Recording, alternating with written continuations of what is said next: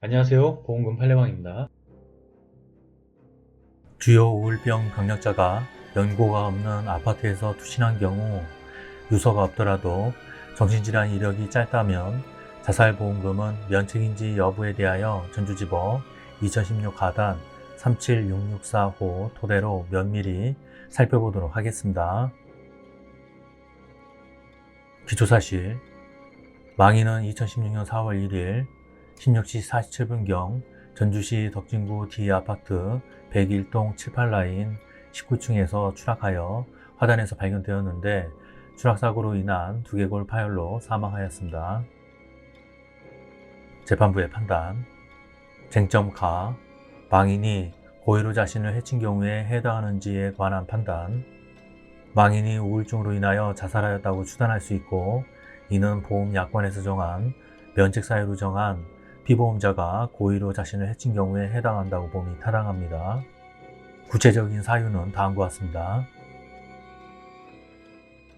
망인은 업무 스트레스로 사고 1개월 전에 회사를 퇴직하고 2016년 4월 1일 14시경 우울증으로 병원 치료를 받은 후 2016년 4월 1일 16시 47분경 이 사건 아파트 화단에서 추락한 채 변사자로 발견되었습니다.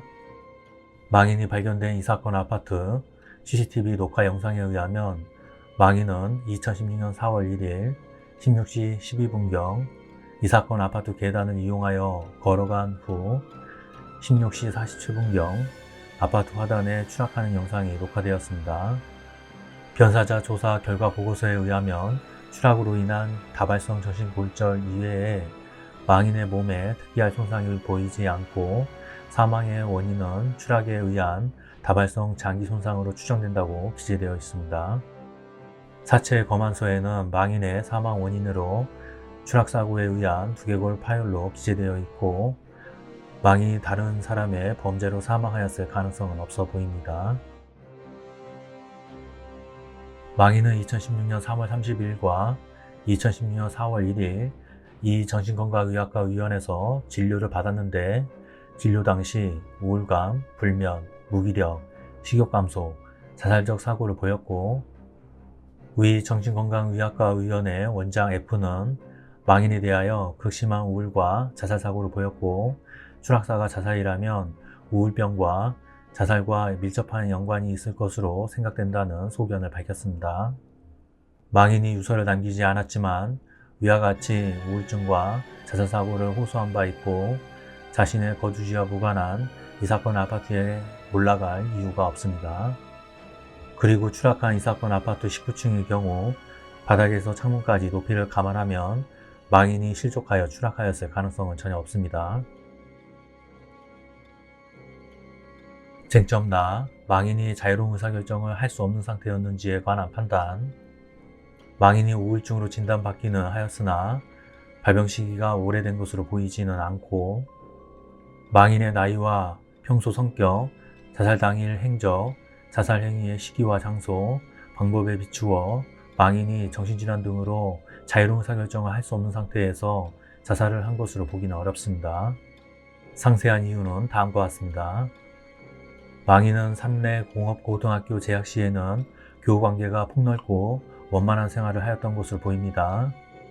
그 후 망인은 2014년 8월 18일부터 2015년 10월 23일까지 주식회사 동양전공에 근무하였고 2015년 10월 26일부터 2015년 12월 15일까지 주식회사 솔라파크 코리아에서 근무하였습니다.